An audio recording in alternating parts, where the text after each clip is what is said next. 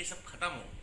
सच बताइए, हम सब यदि चाहते हैं ना कि ये जितना भी जो चल रहा है, तांडव चल रहा है, वो पूरा खत्म होना चाहिए, तो उसके पीछे एक ही तरीका है, आप अपने आप को 2 वीक के लिए लॉकडाउन कर लीजिए, स्वयं सेल्फ लॉकडाउन। सरकार से कोई उम्मीद मत कीजिए।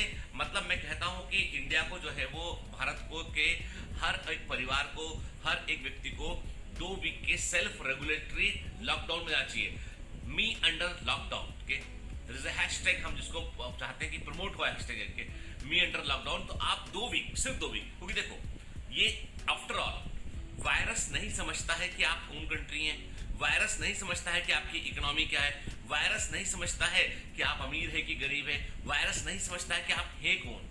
वो, उसको तो कल्चर मीडियम चाहिए, उसको इंसान चाहिए ग्रो करने के लिए, ठीक है।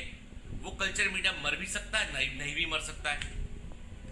वो सिर्फ, वो तो निर्जीव करने, आपको बता 2 मिनट के, यदि हमारी बॉडी में वायरस अंदर नहीं गया तो वो तो एक इनर्ट पार्टिकल के समान है, कुछ भी नहीं है। बॉडी में अंदर जाकर अपने आप को मल्टीप्लाई करने के लिए जिंदा हो जाता है, उठ के अटैक करता है वो, है ना। ये तो साइंस है, बेसिक हम जानते हैं। और वायरस को अटैक करने के बाद अपने आप को एक्सप्रेस करने में 2 से 4 दिन का वक्त लग रहा है इस नए वायरस को, जो कि जो फास्ट है, पुराना वाला था 2 से 14 दिन लग रहा था, ये 2 दिन के अंदर एक्सप्रेस कर देता है अपने आप को। तो इसका मतलब ये है कि इनक्यूबेशन पीरियड प्लस ठीक होने का पीरियड। तो मेरा मानना है कि यदि हम 14 दिन, 14 या 15 दिन का हम सब लोग सेल्फ लॉकडाउन, कि भाई हम अपने घर के बाहर एक लक्ष्मण रेखा खींच ले, हम घर से बाहर ना निकले, तो हम इस बीमारी से काफी हद तक इसके कर्व को फ्लैट कर सकते हैं। देखो भाई, ऐसा है, जान सरकार में भी लोगों की जा रही है, बड़े बड़े लोग, बड़े पत्रकार, बड़े फिल्म स्टार, वो भी अफेक्ट हो रहे हैं, सब जगह फैल रहा। अब इतना सा है कि सिर्फ हमको इसके कर्व को फ्लैट करना है।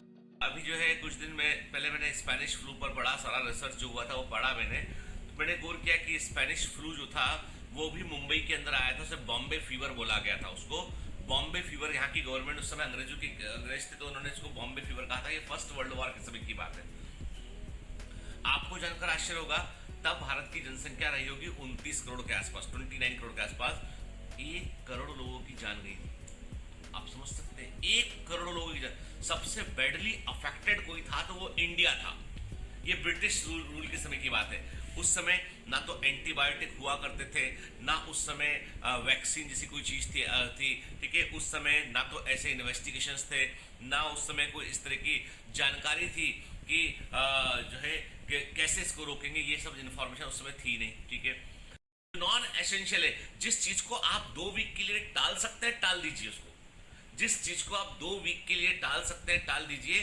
केवल इस जो कंट्री में जो 4 लाख 4.5 लाख के आसपास केसेस पड़ रहे हैं, इनको हमें कम करना पड़ेगा, क्योंकि ये जो आज 4 लाख पॉजिटिव केस है ना, मानकर चलो आप 8 दिन बाद इनका डेथ रिफ्लेक्ट होगा, जो बड़ा आंकड़ा होगा, जो कि बड़ा आंकड़ा होगा, 5,000, 6,000, 8,000 लोग। और ये सरकारी आंकड़े हैं, क्लियर कर दूं मैं, गवर्नमेंट आंकड़ा बहुत हद तक मैनिपुलेटेड है, बहुत हद तक। ये तो अखबार भी बोल रहे हैं, टीवी बोल रहा है, अखबार बहुत हद तक मैनिपुलेटेड है। मतलब वो लिखते हैं 1 की डेथ हुई है, वहां पे 10 भी लोग की डेथ हुई होती है। तो आप अंदाजा लगा लीजिए कि किस लेवल की भयंकरता है चारों तरफ, क्या मतलब किस लेवल का माहौल। सोचिए, ऑस्ट्रेलिया जैसी कंट्री बोलती है कि यदि कोई भी व्यक्ति इंडिया से ऑस्ट्रेलिया पहुंचा, जो ऑस्ट्रेलियन सिटीजन क्यों ना हो, चाहे उनका सिटीजन हो चाहे इंडियन सिटीजन हो, जो ऑस्ट्रेलिया में रहता है, तो उस पर 35 लाख रुपए का जुर्माना लगेगा, 5 साल की सजा होगी, आपको अंदर नहीं घुसने दे रहे हो। इस लेवल का का जो है हम पैक हो गए कि हम लोग यहाँ से बाहर निकल के पहुंचे तो कहीं कंट्री में तो सजा हो सकती है।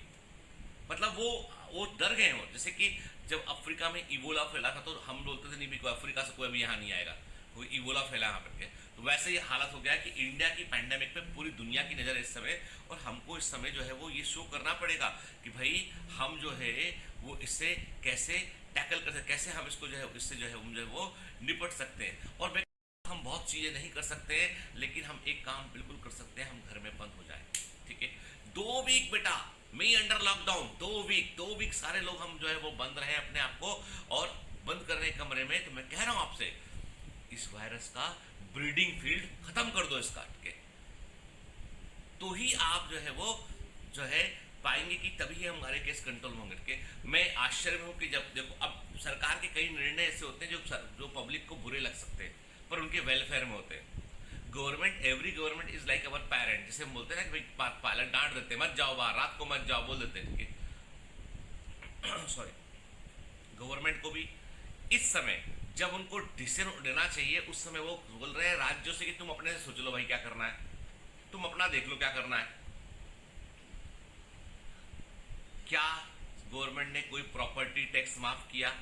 क्या कोई टैक्सेस में कमी किया? क्या बैंक ने लोन ईएमआई माफ किए? क्या आपका रेंट आपको नहीं भरना पड़ रहा है?